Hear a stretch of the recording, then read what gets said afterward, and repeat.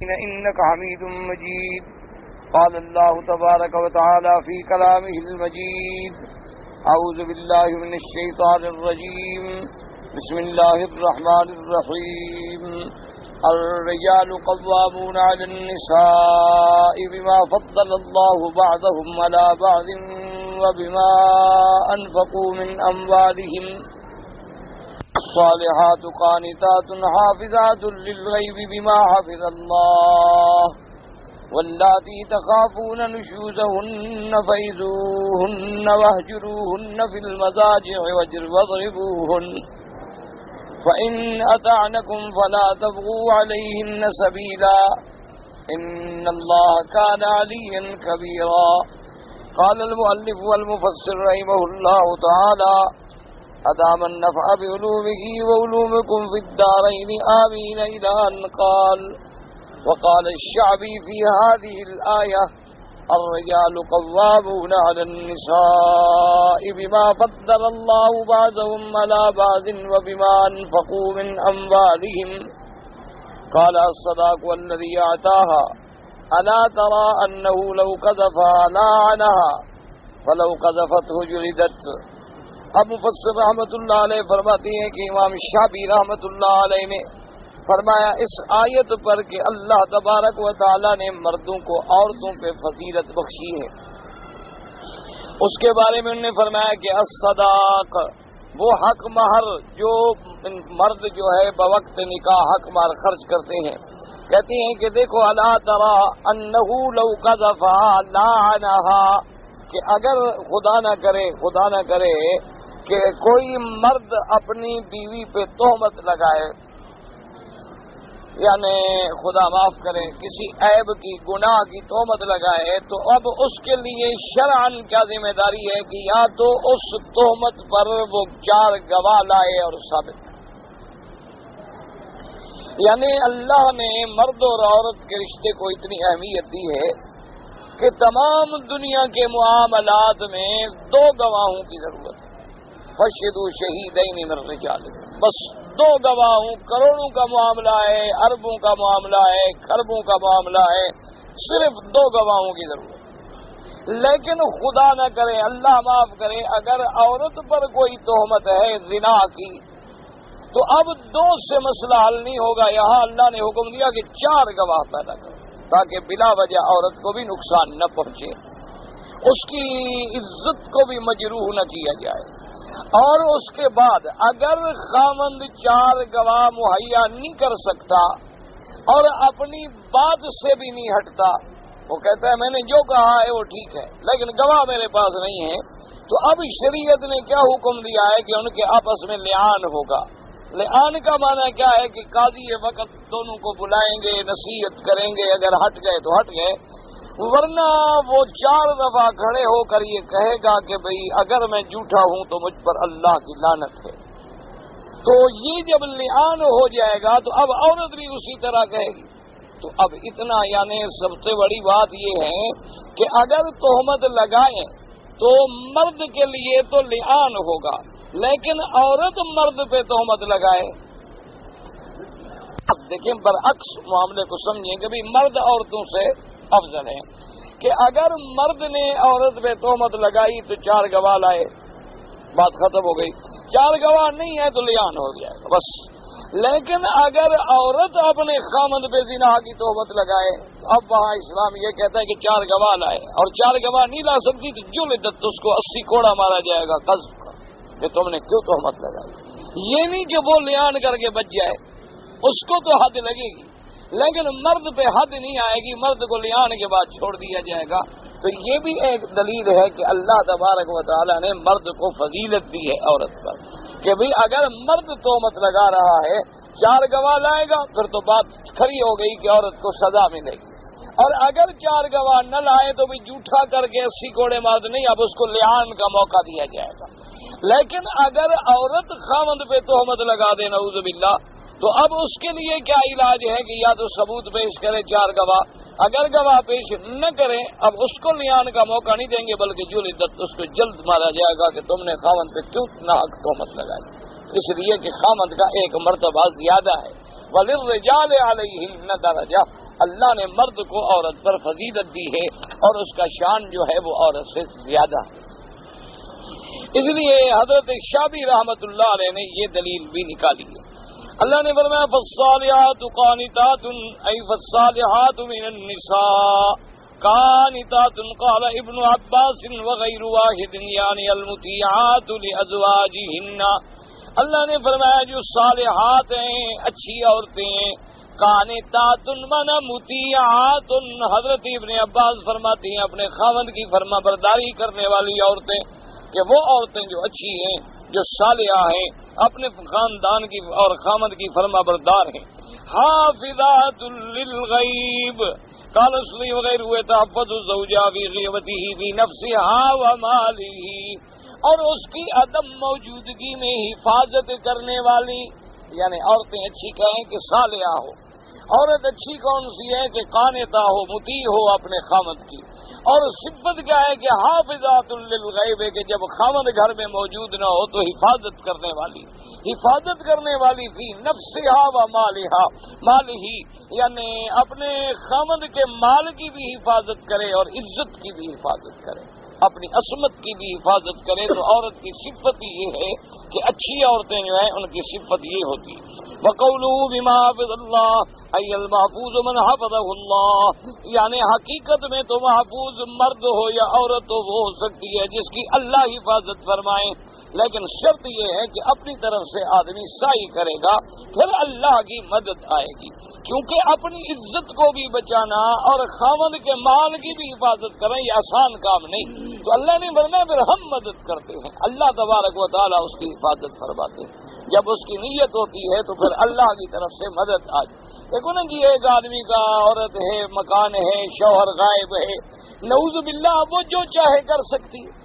اسی طرح خاوند غائب ہے، اس کے پورے دولت کی، پیسے کی چابیاں اس کے ہاتھ میں ہیں، جو چاہے کر سکتی ہے، لیکن اس کے باوجود بھی وہ حفاظت کر رہی ہے تو یہ اللہ کی طرف سے محافظت ہو رہی ہے۔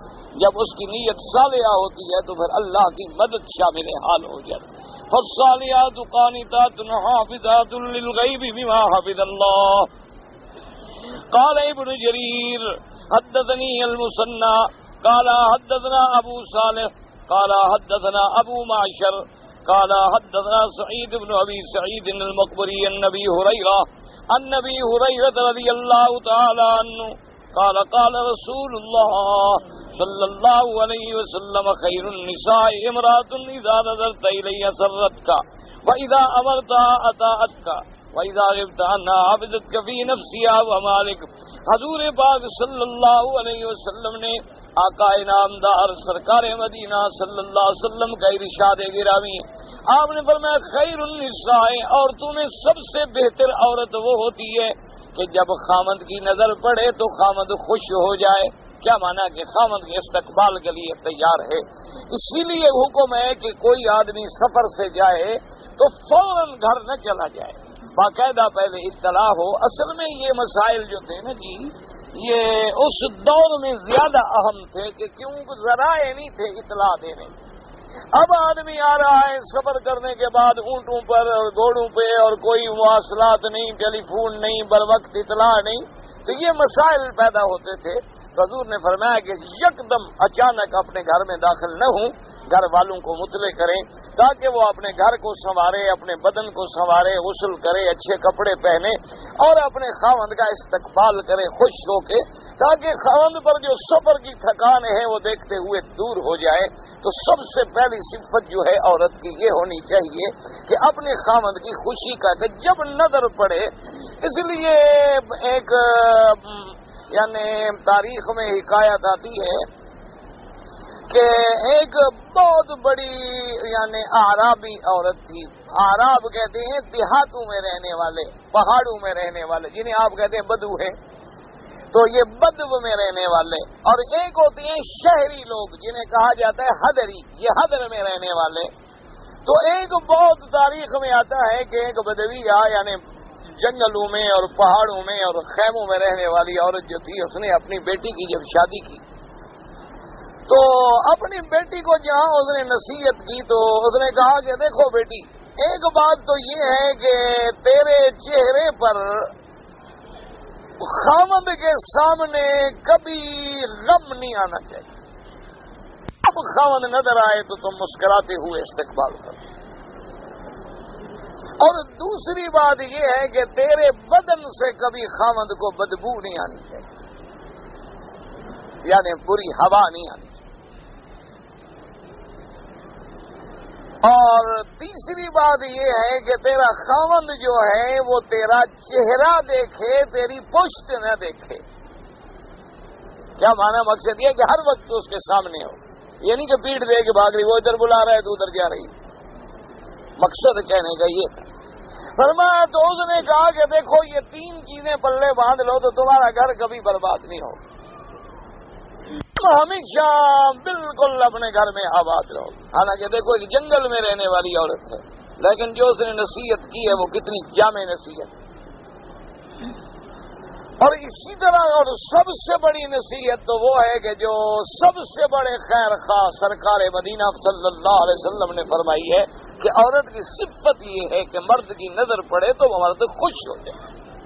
یہ نہ ہو کہ مرد کی نظر پڑے تو سمجھے کہ ابھی میں نے اللہ معاف کرے کسی بلا پہ ہاتھ رکھ دیا ہے، کہ ابھی وہ تھکا مارا ماندہ آیا گھر میں داخل ہوا اور جناب وہ بلا بن کے چمٹ گئی. کیا ہو گیا؟ فلاں ہو گیا، بچے رو رہے ہیں، کھانا نہیں ہے، آٹا نہیں ہے، فلاں چیز نہیں ہے، پتہ نہیں تم کیا کرتے رہتے ہو، پتہ نہیں تمہیں سارے دن اپنے دوستوں سے فرصت نہیں ملتی، میں عذاب میں ہوں، میں جہنم میں ہوں، میں جل رہی ہوں.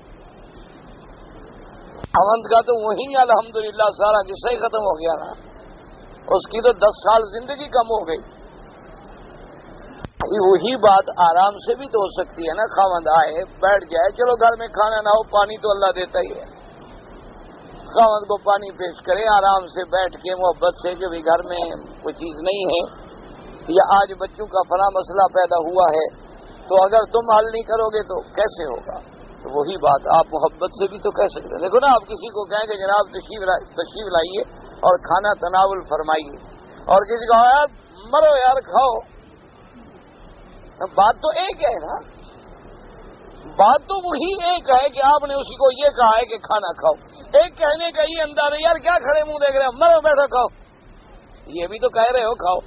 اور ایک ہے کہ جناب تشریف رکھیے کھانا کھا لیں، چلو تھوڑا سا لے لیں، بھائی ہمارے گھر میں آپ آئے ہیں برکت ہو جائے گی، ہم آپ کا بچا ہوا تھوڑا سا کھا لیں گے تو اب اس کا دل کتنا ٹھنڈا ہوگا. بات تو تم نے وہی کی ہے جو اس طرح کی ہے، لیکن صرف بات کرنے کا ایک انداز کہ اس بات کرنے سے اس کو خوشی ہوگی اور اس بات کرنے سے اس کے لیے عذاب ہے.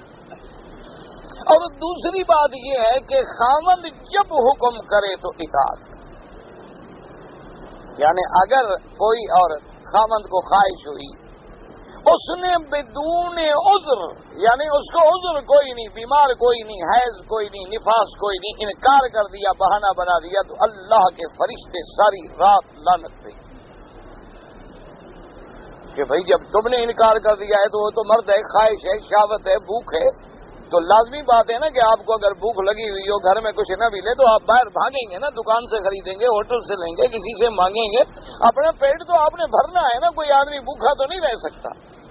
تو اسی طرح انسان کے لیے یہ خواہشات جو اللہ نے رکھی ہیں یہ بھی تو بھوک ہے نا اس کی. اگر اس کی بھوک گھر میں نہیں مٹے گی تو وہ حرام کی طرف دوڑے گا.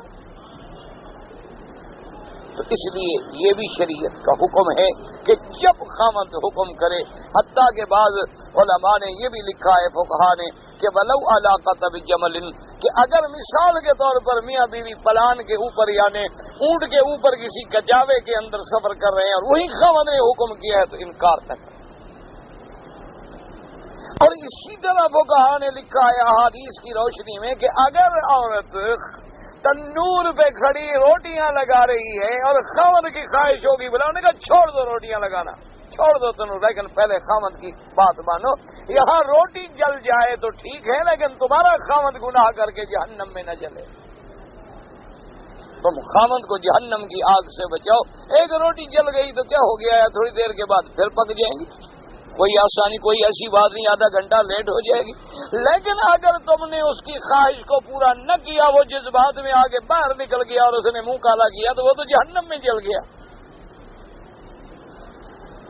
اور آج یہی وہ سبب ہے، یاد رکھو ہمارے گھروں میں بربادیوں کے سبب یہی ہے کہ تھوڑی تھوڑی سی بات پہ عورت جو ہے اکڑ جائے گی، بس خاوند بھی اکڑ جائے گا، عورت بھی اکڑ جائے گی۔ تو آخر مرد کے تقاضے ہیں، ضروریات ہیں، تو وہ کہاں سے پوری کرے؟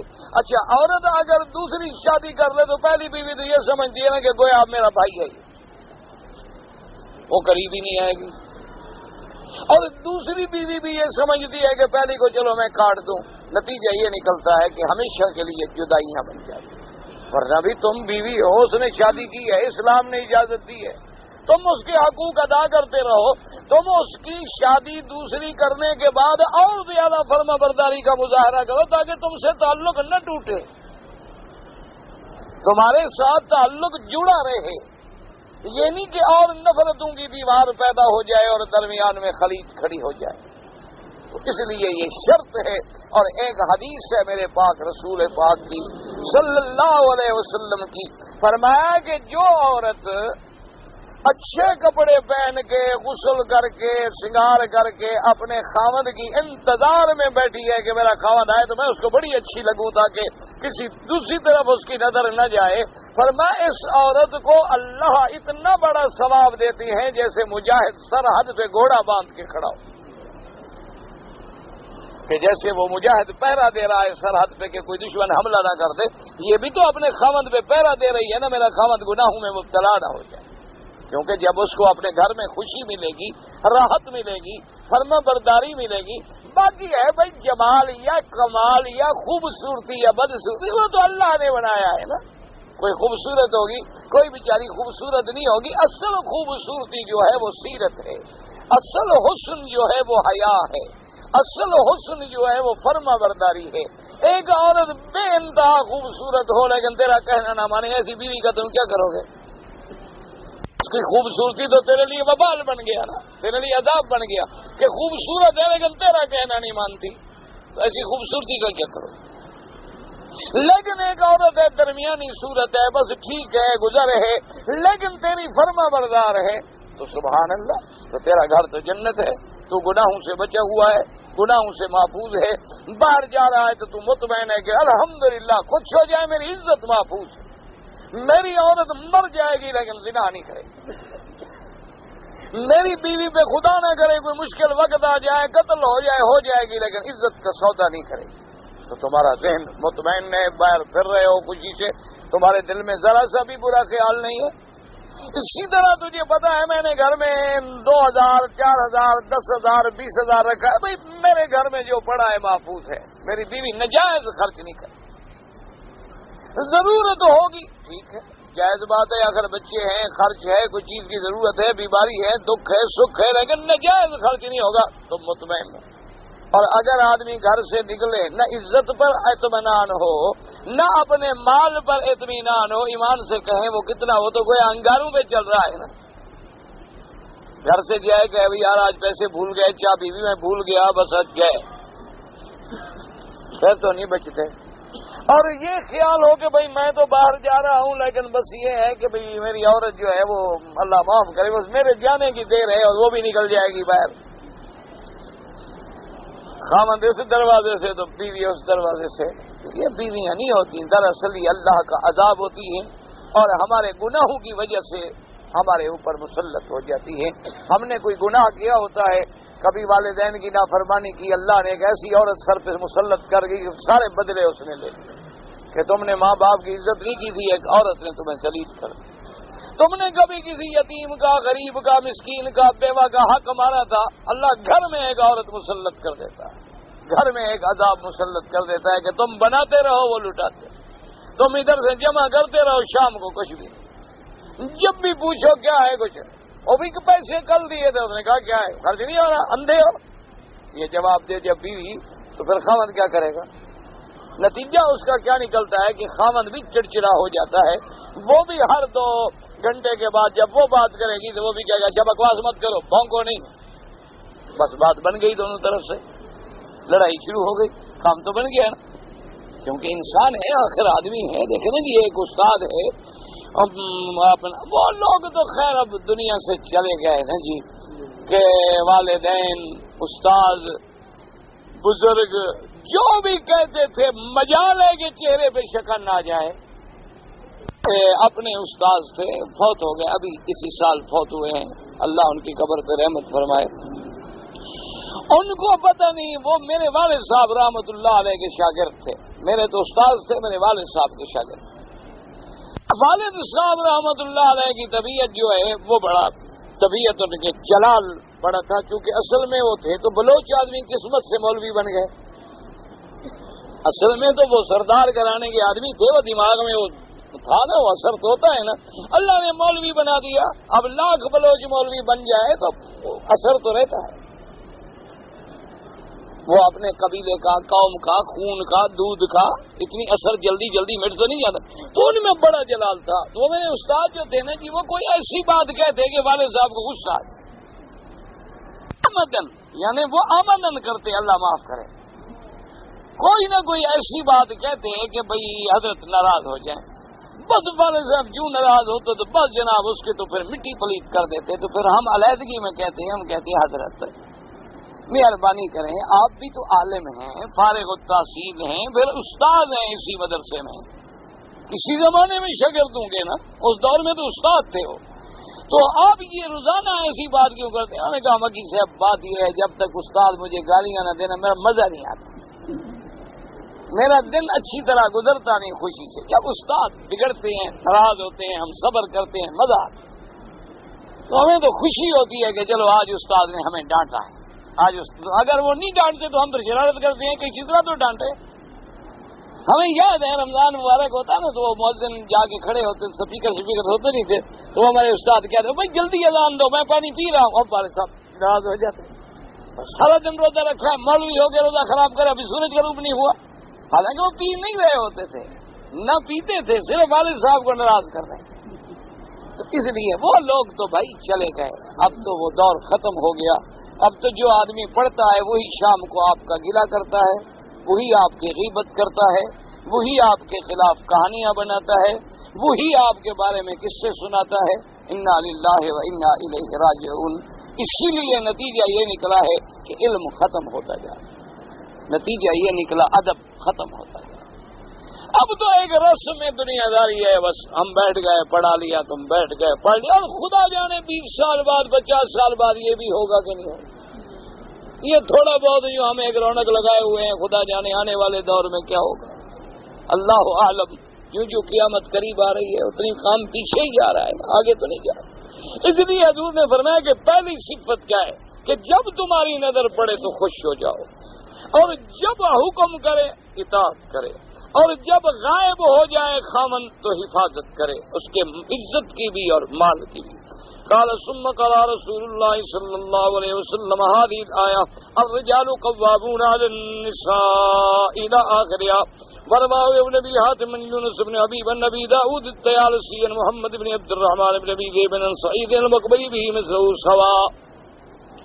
وقال الامام احمد حدثنا يحيى بن اسحاق قال حدثنا ابن هيئة عبد الله بن ابي جعفر ان ابن قال اخبره ان عبد الرحمن بن عوف رضي الله تعالى عنه قال قال رسول الله صلى الله عليه وسلم اذا صلت المرأة خمسها وصامت شهرها وحفظت فرجها واطاعت زوجها لبابشی تھی. تفرد بھی احمد بن طریق عبداللہ بن قاسم عبد الرحمن بن عوف.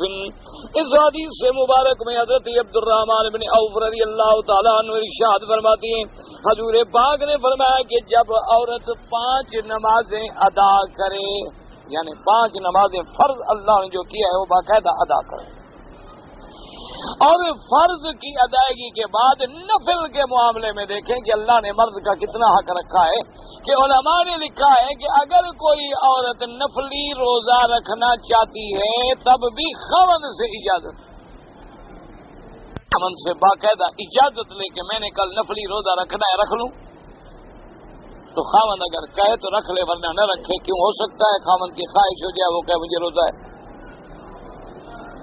اسی طرح علماء نے فقہاء نے رحمہم اللہ علیہم اجمعین نے لکھا ہے کہ اگر میاں بیوی آپس میں بیٹھ کے گپ شپ کر رہے ہیں اور ہنسی مذاق کر رہے ہیں اور ایک دوسرے سے کھیل رہے ہیں تو نفل نماز پڑھنے سے زیادہ ثواب ہوتا ہے، نفلی عبادت سے بھی ان کو زیادہ ثواب مل رہا ہے. اسی طرح حضور پاک نے فرمایا کہ جو تم ایک لقمہ بھی اپنی بیوی کے منہ میں دیتے ہو اللہ تمہیں صدقے کا ثواب دیتے. حضور پاک سے صحابہ نے پوچھا، انہوں نے کہا حضور بیوی کا خرچہ تو ہمارے ذمہ ہے، روٹی تو دینی ہے ہم نے، پھر ہمیں صدقے کا ثواب کیوں ملتا ہے؟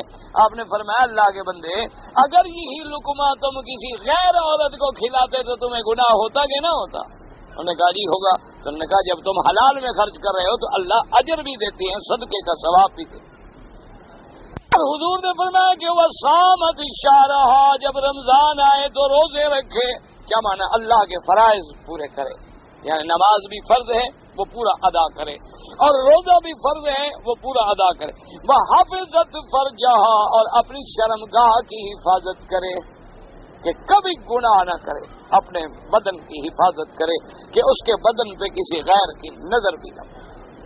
اصل میں عورت کی تو صفت یہ تھی نا میرے بھائی کہ جس کے جسم پر، اب دیکھو نا اللہ نے باپ کو بھی اجازت نہیں دی کہ اپنی بیٹی کے بدن کے بغیر لباس کے نظر ڈالے.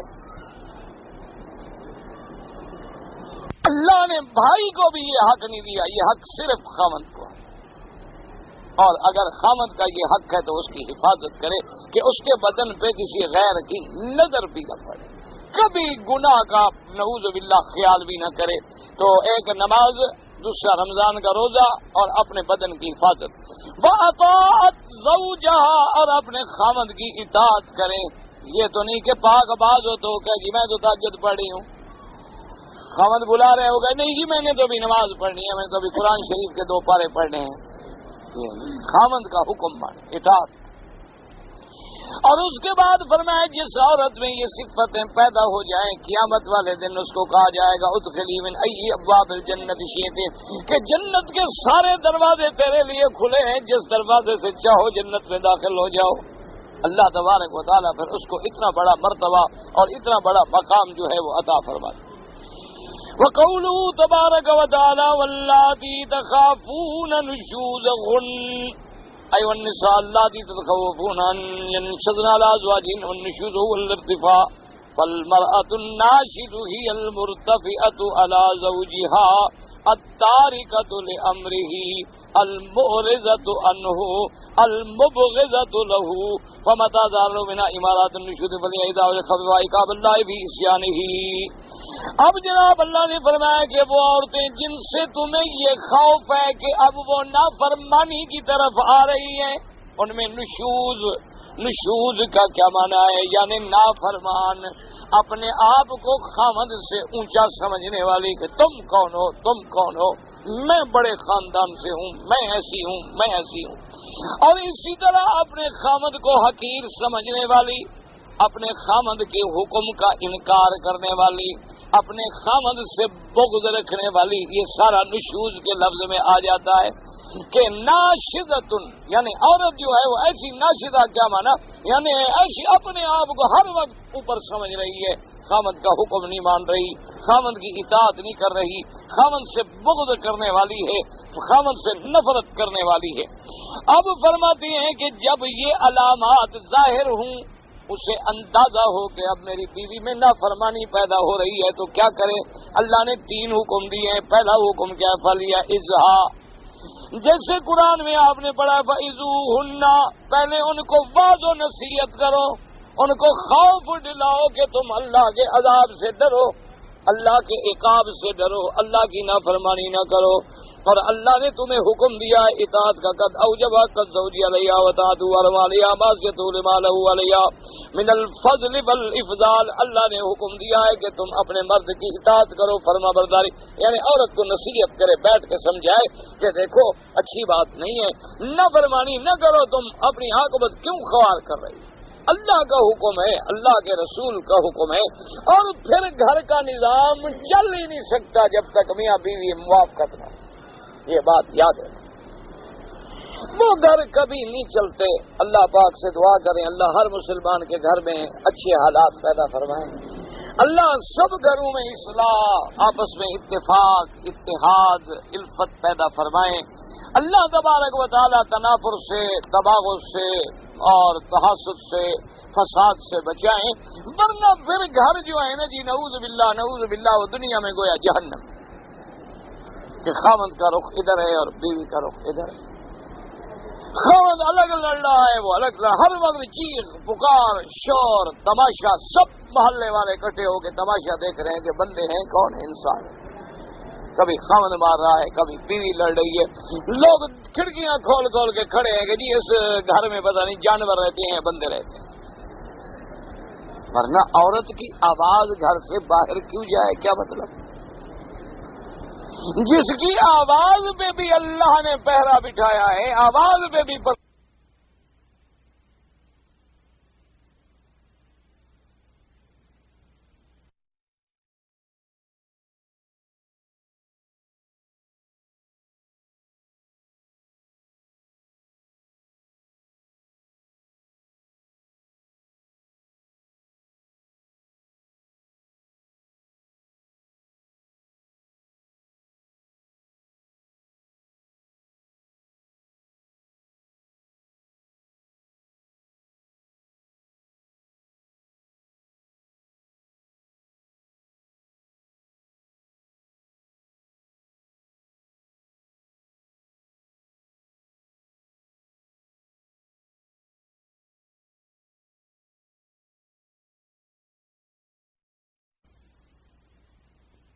اور وہ روز لڑائیاں جھگڑے کر کے سارے محلے کو دکھائے. محلے والوں کو پتا ہوتا ہے، وہ کہتے ہیں اس گھر میں تو بھی ہر وقت تماشا ہے. بعض بچے کہتے ہیں ابھی بغیر ٹکٹ کے پیسے بھی نہیں بھرنے پڑتے، آؤ چھت پہ کھڑے ہوں تماشا دیکھے، ابھی کام شروع ہو جائے.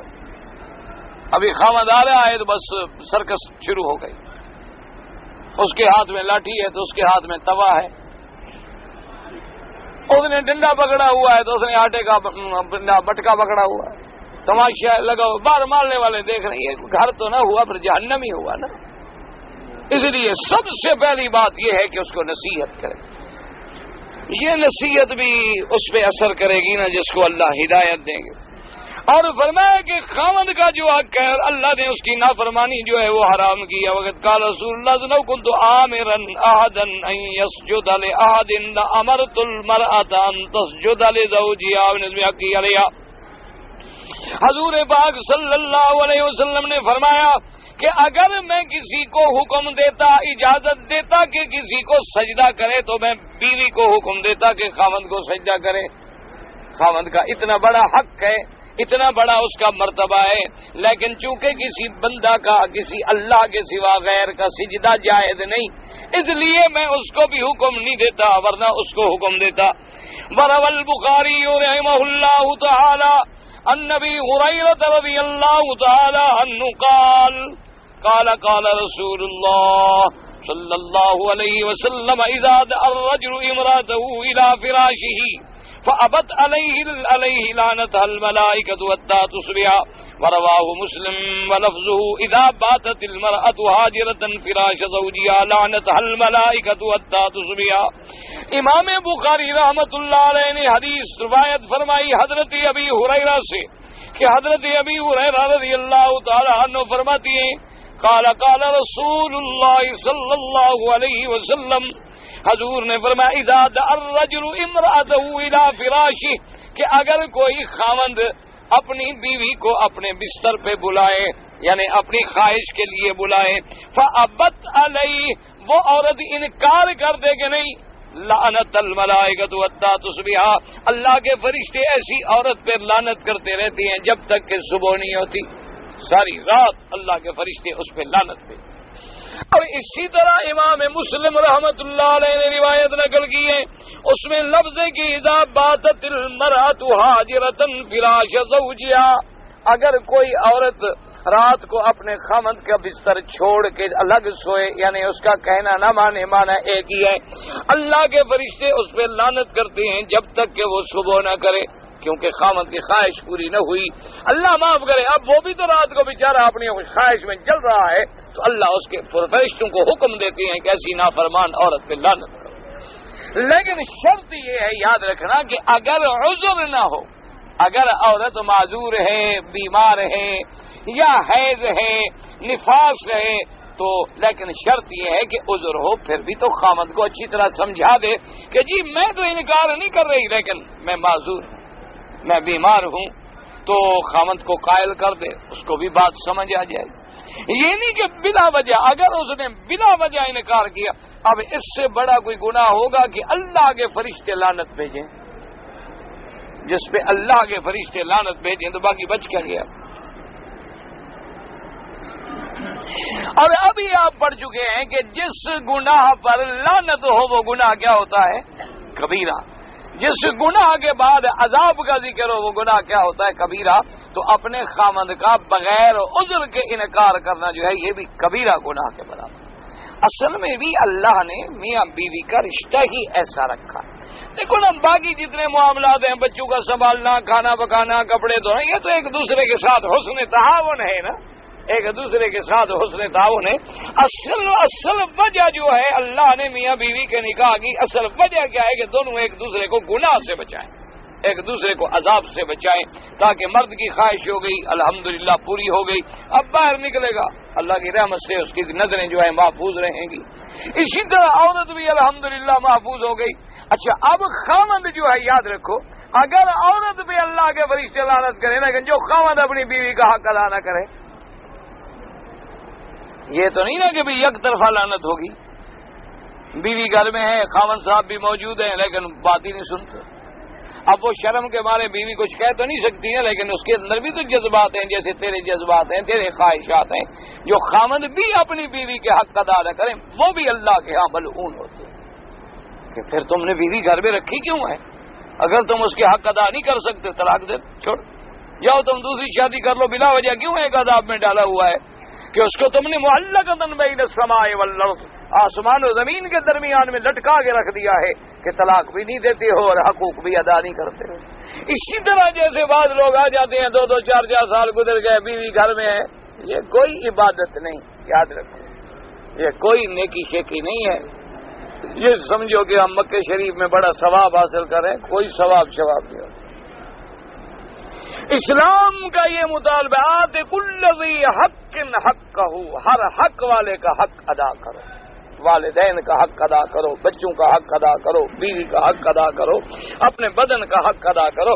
یہ مانا نہیں جی اللہ کے کعبے میں جی بس جی اب تو ہم حضرت بس سب کچھ چھوڑ کے بس خدا کے دروازے پہ بیٹھ گئے، ماشاء تمہیں ایئر کنڈیشن نہ ملے، فریج کا پانی نہ ملے، چڑھنے کے لیے گاڑی نہ ملے، روٹی ملے تمہیں شام کو سوکھی میں دیکھوں کتنے دن کعبے کے لیے رہتے ہو۔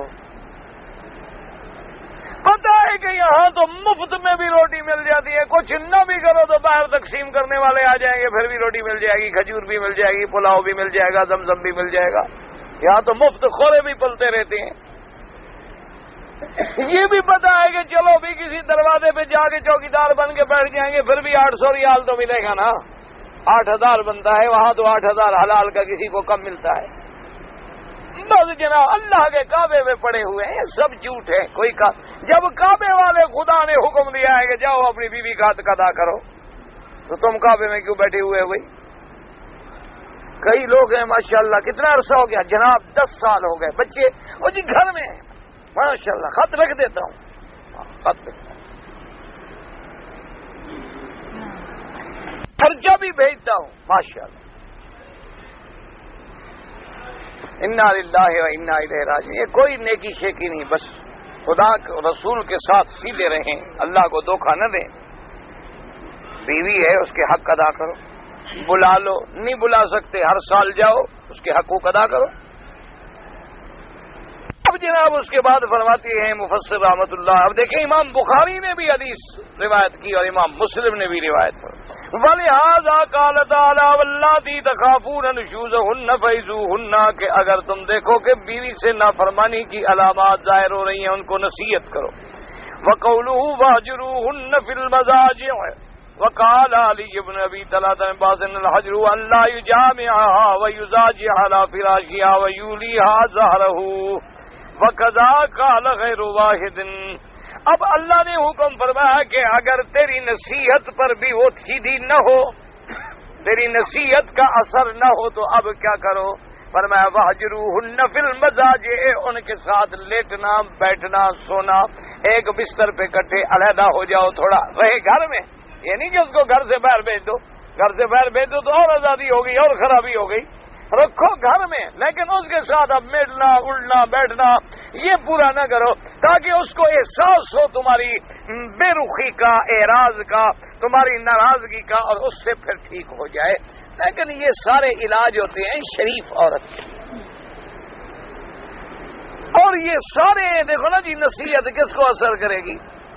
جس عورت نے سارا دن سونا ہے، 12 بجے نیند سے اٹھنا ہے، فجر کی نماز ختم، اور ظہر کی نماز اس کی گزر جائے گی حمام میں، ظہر کی نماز بھی ختم، اس کے بعد جناب بیٹھ جائے گی فلم پہ، بیٹھی ہے پھر رات کے 2 بجے تک، اس کو تمہاری نصیحت کیا اثر کرے گی جی؟ لاکھ مولوی مکی کی تقریر سناؤ، کیا کرے گی؟ اس نے روزانہ 8 گھنٹے فلم دیکھنی ہے، میری تقریر کیا کرے گی؟ لاکھ تقریریں سناؤ۔ گھر میں جو تم نے استاد لا کے رکھ دیا ہے، جو سارے کام اس کو سکھلا رہا ہے، ماشاءاللہ، عشق سکھلا رہا ہے، بے حیائی سکھلا رہا ہے، اسمگلنگ سکھلا رہا ہے، چوری سکھلا رہا ہے، ڈاکہ سکھلا رہا ہے، قتل سکھلا رہا ہے، دوست کو جانا ہے ملنے کے لیے تو کیسے کیسے فون کرنے ہیں، کیسے بات کرنی ہے، کیسے کھڑکیوں سے اترنا ہے، سیڑھی نہ ہو تو رسیاں کیسے باندھنی ہیں، وہ سب کچھ تو دے رہا ہے استاد، تم نے دے دیا۔ مولوی مکی کیا کرے؟ مولوی مکی کی تو یہ نہیں مانتے جو حرم میں بیٹھے ہیں، ماشاءاللہ۔ تجربہ کرو، چلو ان کے ساتھ قریب بیٹھ کے دیکھ لو۔ تجربہ کرنا ہو تو تھوڑا سا کسی پر ایسے ذرا پاؤں رکھ دو، دیکھو ابھی دیکھ لو کہ جتنا انہوں نے قرآن پڑھا ہے اثر ہے یا ختم؟ ابھی تجربہ کر لو۔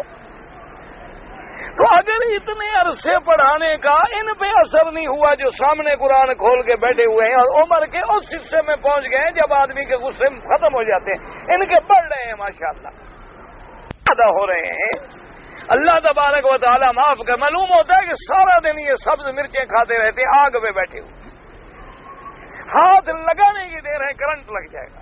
آپ تجربہ کر کے دیکھیں تو پھر وہاں گھر میں میری تقریر کیا کرے گی جی؟ وہ 12 گھنٹے والا استاد جو آگے بیٹھا ہوا ہے، نہ ایمان سے کہیں فلموں میں کیا سکھلاتے ہیں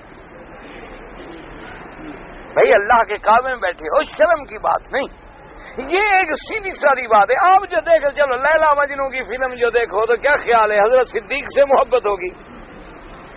پیری فرحات دیکھو گے یا سسی پنو دیکھو گے یا کوئی اور دیکھو گے، اس میں کیا ہوگا؟ یہی مرد عورت کی محبت، قصے، لڑائیاں، جدائیاں، قربانیاں، عشق و محبت میں سرشاریاں، کسی کا سر پھٹ گیا، کوئی گھر سے نکل گئی، یہی سیکھو گے نا۔ تو تیری بیوی بیٹی جو دیکھ رہی ہے وہ کیا سیکھ رہی ہے؟ ابھی تو دل میں یہی کہے گی نا، اچھا میں بھی کوئی مجنوں ملے تو لیلا بنوں۔ فکر نہ کرو، تم گھر میں خود جو آپ نے استاد رکھ دیا ہے نا، اور کسی چیز کی برباد کرنے کی کوئی ضرورت نہیں، یہی ایک بربادی کے لیے کافی۔ میں نے مثلاً آپ اندازہ فرمائے کہ اب 50 کے قریب عمر ہو گئی، اور تقریباً یعنی 20-25 سال تو پڑھانے میں گزر گئے۔ یقین کریں آج سے 5 سال پہلے تک ہم سے کسی نے مسئلہ نہیں پوچھا کہ اگر مرد جو ہے بیوی کا دودھ پی لے تو کیا ہوگا۔ 5 سال پہلے تک یہ مسئلہ ہم سے کسی نے نہیں پوچھا۔ یہ پچھلے 5 سال میں کوئی کئی لوگوں نے پوچھا ہے کہ جی اگر میں ایک خاوند اپنی بیوی کے پستان چوس رہا تھا اور دودھ اندر چلا گیا اور فلاں ہو گیا تو کیا ہوگا؟ کیوں؟ یہ کہاں سے سیکھا ہے اس نے؟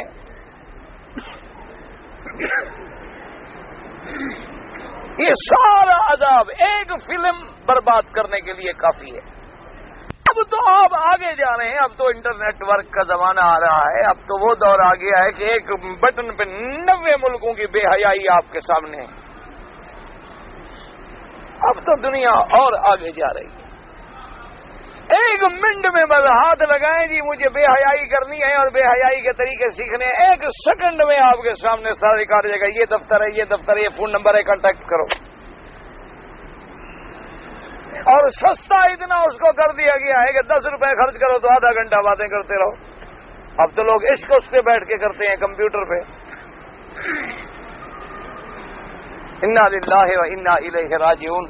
اس کا علاج کیا ہے؟ بس توبہ کرو، اللہ سے معافی مانگو، میں تمہارے لیے دعا کروں، تم میرے لیے دعا کرو، ایک دوسرے کے گھر کے لیے، بچوں کے لیے دعا کرو، ورنہ اس دور میں جو بچ جائے نا وہ ولی اللہ ہے۔ ایمانداری کی بات ہے، میں خدا کے کعبے میں بیٹھ کے آپ کو کہہ رہا ہوں، اس دور میں جو عورت پردہ کرتی ہے اور جو عورت زنا سے، فلم سے بچی ہوئی ہے، وہ ولیہ ہے، اللہ کی ولی۔ میں اللہ کے کعبے کو سامنے رکھ کے آپ کو بتا رہا ہوں کہ اس دور میں جو عورت نماز کی پابند ہے، روزے کی پابند ہے، خامد کی فرما بردار ہے، برقع پہنتی ہے اور بازاروں میں جا کے بلا ضرورت نہیں پھرتی اور بلا وجہ کلبوں میں، پبوں میں، پارکوں میں نہیں گھومتی، وہ ولی اللہ ہے۔ اس کو ولی سمجھو، اس کو عام عورت نہ سمجھو،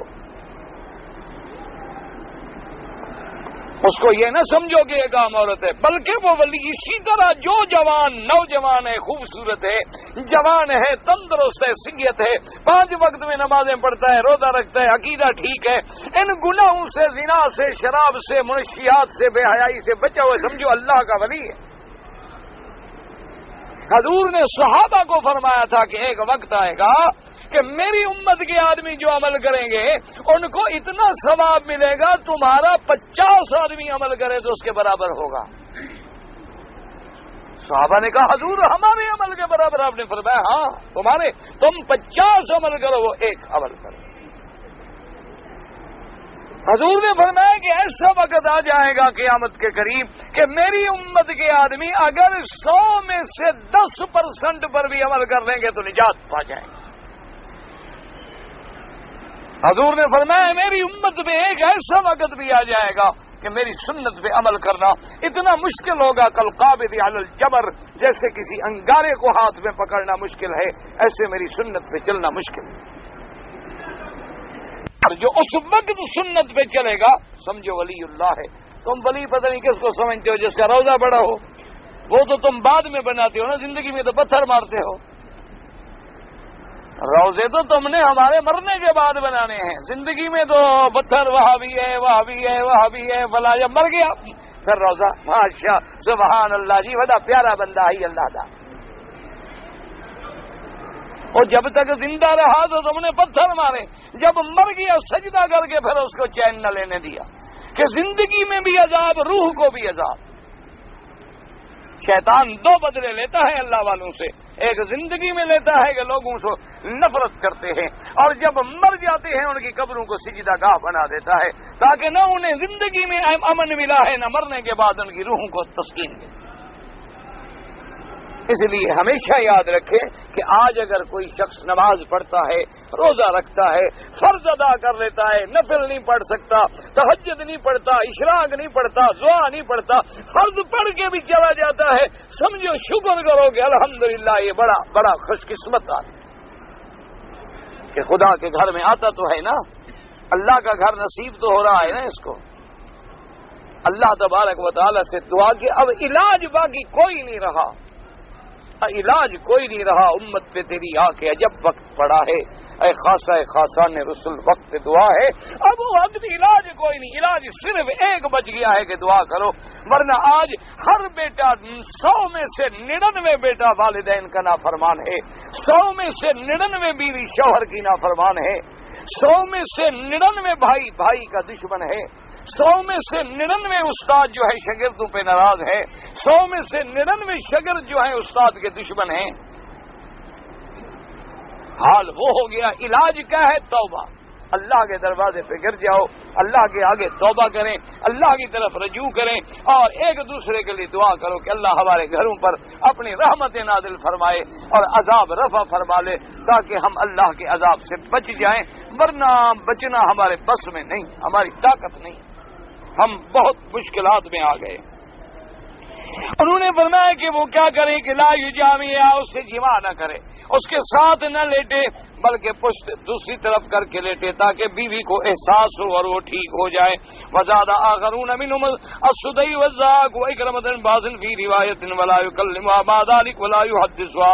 انہوں نے کہا کہ یہ بھی ہے کہ اس سے کلام کرنا چھوڑ دے، بات کرنی چھوڑ دے تاکہ وہ ٹھیک ہو جائے۔ پہلے نصیحت کرے، نصیحت سے بھی نہ مانے تو پھر اس کے ساتھ لیٹنا، بیٹھنا، بولنا چھوڑ دے تاکہ وہ ٹھیک ہو جائے، اگر ٹھیک ہو جائے تو پھر زیادتی نہ کرے۔ کہتے ہیں جی واللہ عالم، ایک بھائی نے پوچھا ہے کہ نماز جنازہ میں اگلی صف میں داخل ہونا چاہیے یا جہاں کھڑا ہے وہی کھڑے کھڑے اللہ اکبر کر دے؟ بھائی نماز جنازہ بھی وہی حکم ہے جو نماز میں حکم ہے کہ صف اول میں جو ہے وہ سب سے زیادہ ثواب ہے.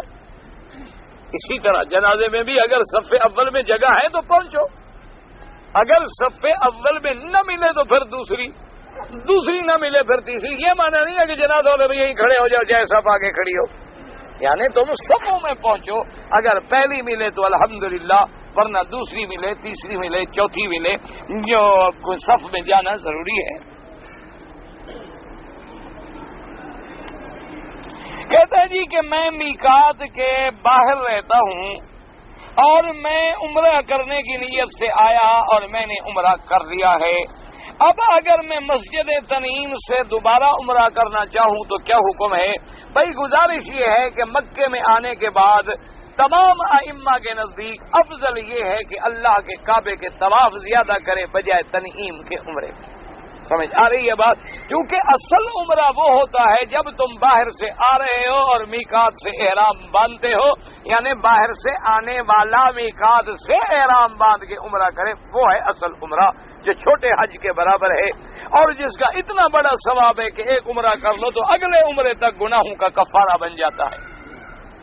اور امام ابو حنیفہ رحمۃ اللہ علیہ اور امام شافعی رحمۃ اللہ علیہ کے نزدیک کہ اگر کوئی آدمی مکے میں رہنے والا بھی عمرہ کرے تو حد حرم سے باہر جا کے عمرہ کر سکتا ہے، لیکن افضل یہ ہے کہ جتنی دیر تم عمرے میں گزارو اس کے بجائے طواف زیادہ کرو، کیونکہ طواف کا حکم نص سے ہے اور بغیر کسی خلاف و اختلاف کے ہے. ورنہ بہرحال ان کے نزدیک عمرہ بھی کر سکتے ہو، کرنا چاہو، منع نہیں، لیکن افضل یہ ہے. دو عمروں کے درمیان میں کتنا وقت ہونا چاہیے؟ گزارش یہ ہے جی کہ یہ نفلی عبادت ہے. جتنا بہرحال صحابہ رضوان اللہ علیہم اجمعین سے آتا ہے کہ وہ اتنی صبر کرتے تھے کہ بال شال نکل آئے تو پھر دوبارہ کریں، ورنہ اگر کوئی آدمی وقفہ تھوڑا کرے تب بھی جائز ہے. دیکھو نا، اب ایک آدمی ابھی عشاء کے بعد 2 رکعت نفل پڑھے، ایک آدمی 10 رکعت پڑھے، ایک آدمی 100 رکعت پڑھے، تو کوئی منع تو نہیں ہے، منع تو نہیں، نفلی عبادت ہے، جتنی کر سکتا ہے کرتا چلا جائے. ایک آدمی روز ایک طواف کرتا ہے الحمدللہ، کوئی ہفتے میں ایک کرتا ہے الحمدللہ، کوئی ایک دن میں 10 کر لے، تب الحمدللہ نفلی عبادت ہے، کوئی منع نہیں. کیونکہ یہ عبادت جتنی کرو گے اتنی اجر اور ثواب ملے گا دونوں کے درمیان. اچھا، ایک آدمی آج پاکستان سے آیا، احرام باندھ کے عمرہ کیا، عمرہ کرنے کے بعد مدینہ منورہ چلا گیا، دوسرے دن پھر مدینہ منورہ سے احرام باندھ کے آ گیا، کوئی بات نہیں، چاہے درمیان میں 1 دن کا وقفہ بھی ہے، چاہے 2 دن کا وقفہ بھی ہے. تو اس لیے یہ عبادات نفلی ہیں، اس میں ہم جتنی آگے بڑھیں گے اللہ اتنی اجر دیں گے.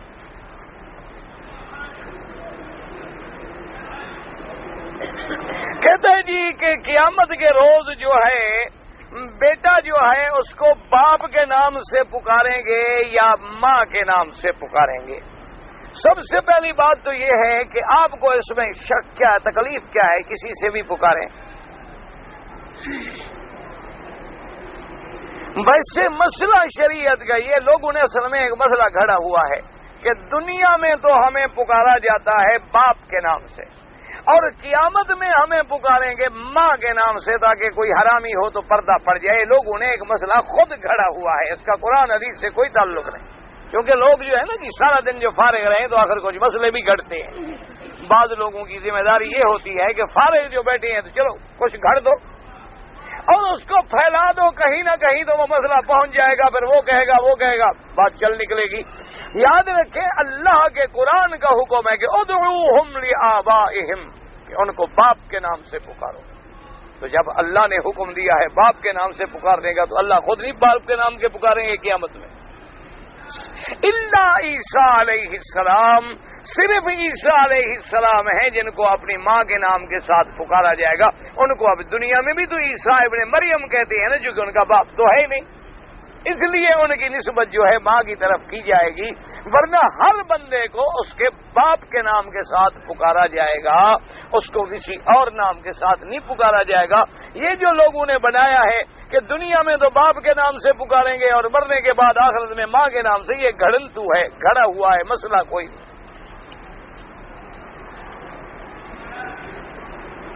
میرا بیوی میرے بھائی، اچھا میرا بیوی جو ہے میرے بھائی کے لڑکے سے پردہ کر سکتی ہے، اس کا کیا بنے گا تیری بیوی کا؟ تیرے بھائی کا لڑکا تیرا بھتیجا ہے، پردہ کرے کیوں نہ کرے؟ یہ تو سمجھ نہیں آیا۔ نماز جنازہ، اچھا ثنا، اچھا درود شریف دعا پیچھے پڑھ سکتا ہے؟ ہاں پڑھ سکتا ہے۔ امام ابو حنیفہ رحمۃ اللہ علیہ کے نزدیک مقتدی پڑھے گا بھی یہی امام کے پیچھے، پہلے ثنا پھر درود پھر دعا۔ اور جن ائمہ کے نزدیک امام شافعی اور امام احمد بن حنبل رحمۃ اللہ علیہ کے نزدیک جنازے میں بھی مقتدی جو ہے وہ پہلے فاتحہ پڑھے گا، پھر درود پڑھے گا اور پھر دعا پڑھے گا۔